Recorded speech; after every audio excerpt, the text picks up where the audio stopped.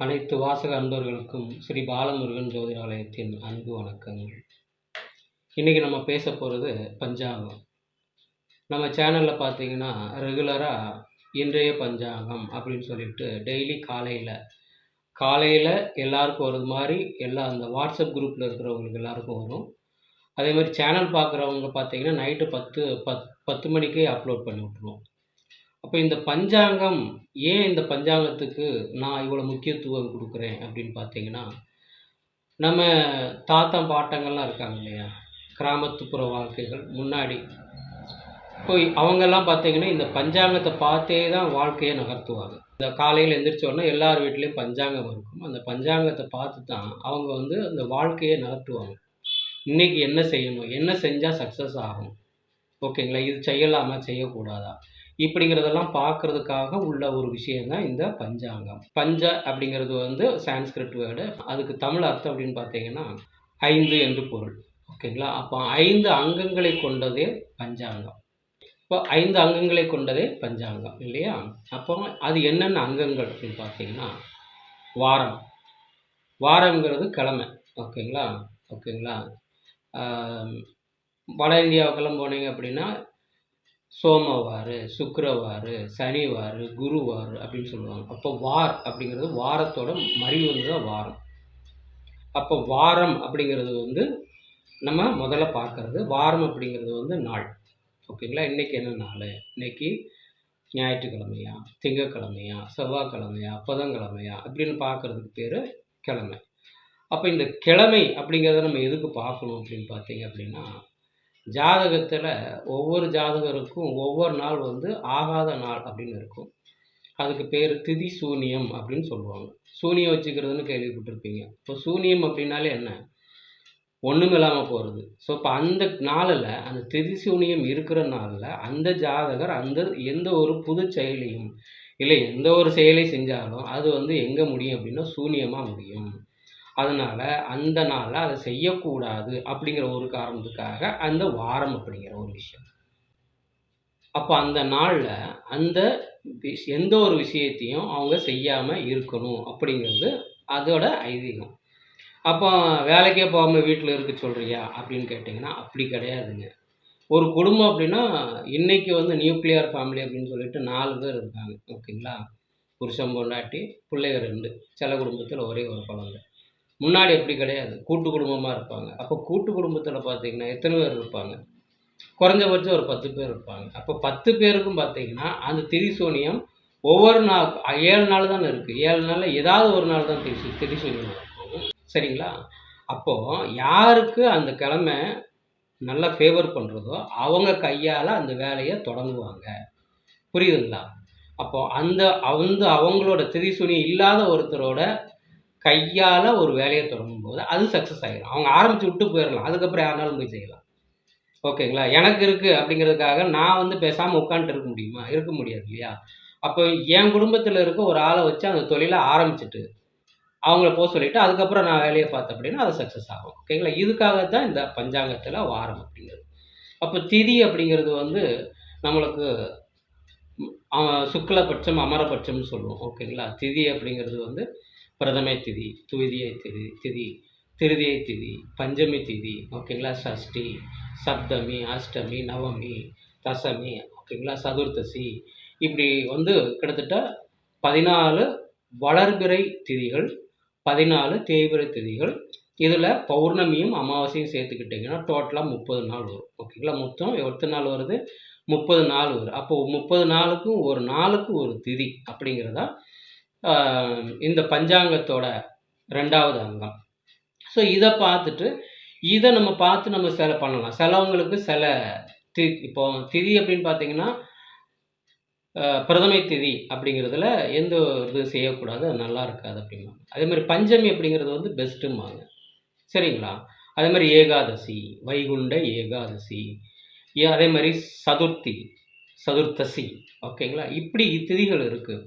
அப்போ எந்த திதிகளில் என்ன செய்யலாம் அப்படின்னு ஒரு லிஸ்ட்டே இருக்குது, ஓகேங்களா. பிரதமை திதியில் என்ன செய்யணும், துவிதியை திதியில் என்ன செய்யணும், துவிதியைனா 2வது நாள், அமாவாசை முடிஞ்சோ இல்லை பௌர்ணமி முடிஞ்சோ 2வது நாள், ஓகேங்களா. அப்போ திதி முடிஞ்சிருச்சு. அடுத்ததா இந்த யோகம். யோகம் அப்படிங்கிறது 27 யோகம் இருக்கு. இப்ப 27 யோகம் வந்து ஜாதகத்துல 27 நட்சத்திரத்த மாரி ஒவ்வொரு ஜாதகருக்கும் ஒரு யோகம். ஓகேங்களா? அந்த யோகத்துல அத செய்யலாமா? வேண்டாமா? அப்படிங்கிறது ஒரு ஜோதிடர பார்த்து நீங்க தெரிஞ்சுக்கலாம். ஸோ இதுக்காக ஒ உள்ள ஒரு விஷயம் தான் இது. சரிங்களா? அடுத்து பார்த்தீங்க அப்படின்னா, கரணம்.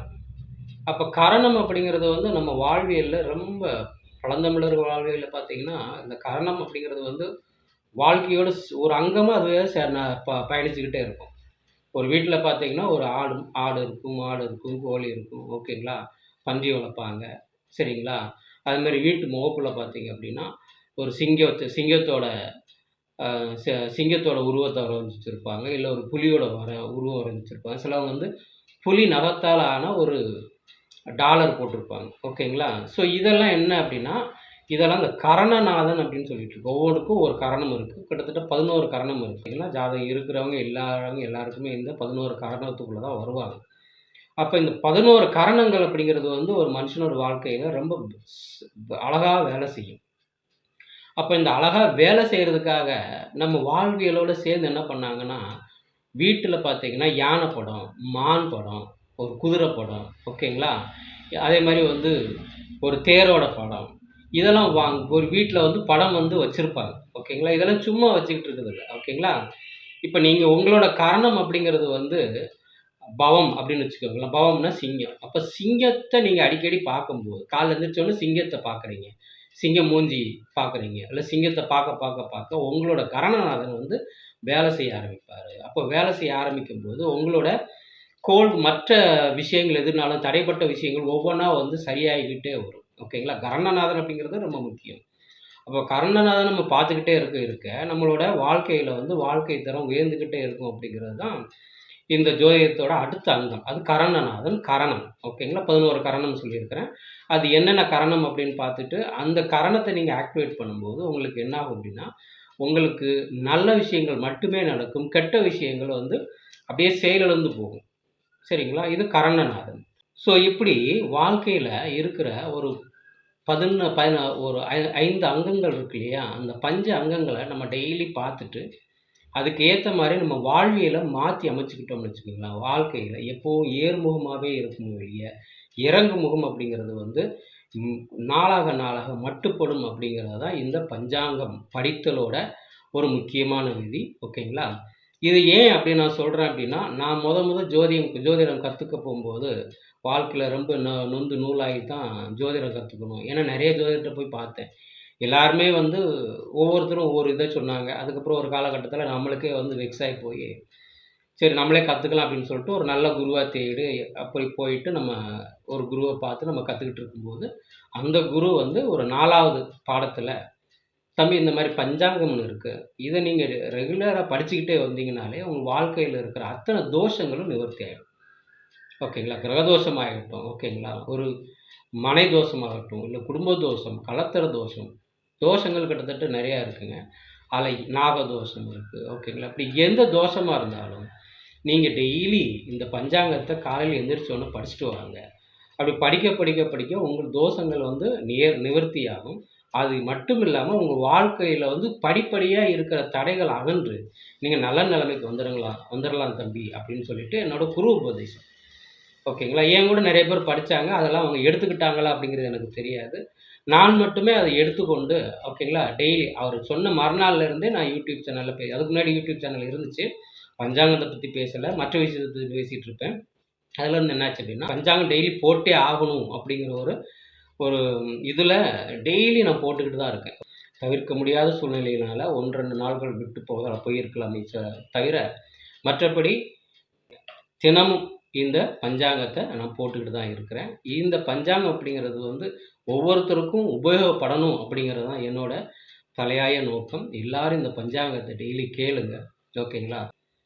இந்த பஞ்சாங்கம் நீங்க கேட்கறதுனால ஒவ்வொரு நாளும் உங்கள் வாழ்க்கையில மாற்றங்கள் நிகழும். எப்போதும் ஏறுமுகமாகவே இருக்கும். ஆறுமுகனை நினைத்தால் ஏறுமுகம்னு சொல்லுவாங்களே, அது மாரி இந்த ஆறுமுகம் இல்ல, இந்த பஞ்சமுகத்த நீங்க நெனச்சுக்கிட்டீங்கனாலே போதும். உங்க வாழ்க்கையில ஏறுமுகமாவே இருக்கும். அதே மாரி ஒரே ஒரு விஷயத்துல, இந்த பஞ்சாங்கம் அப்படிங்கிறது வந்து முக்கியமான கோயில்கள்ல காலைல எந்திரிச்ச உடனே இறைவனுக்கு படித்து காமிப்பாங்க. அது ஏற்கனவே ஒரு பதிவில் சொல்லியிருக்கிறேன். பெரிய கோயில்களில் இப்போ திருப்பதி எடுத்துக்கிட்டாலும் சரி, திருச்செந்தூர் எடுத்துக்கிட்டாலும் சரி, பழனி எடுத்துக்கிட்டாலும் சரி, ஓகே, மதுரை மீனாட்சி, சிதம்பரம், எல்லா பெரிய பெரிய கோயில்கள்லையும் பிரசித்தி பெற்ற கோயில்களில் காலையில் எந்திரிச்ச உடனே அந்த இறைவனுக்கு அங்கே இருக்கிற அர்ச்சகர் அதை படித்து காண்பிப்பார். இன்றைய பஞ்சாங்கம் என்ன என்பதை படித்து காமிக்க வேண்டியது அவரோட தலையாய கடமை. அது இன்னைக்கு நடந்துக்கிட்டு இருக்குது. நீங்கள் வேணால் செக் பண்ணி பாருங்கள்.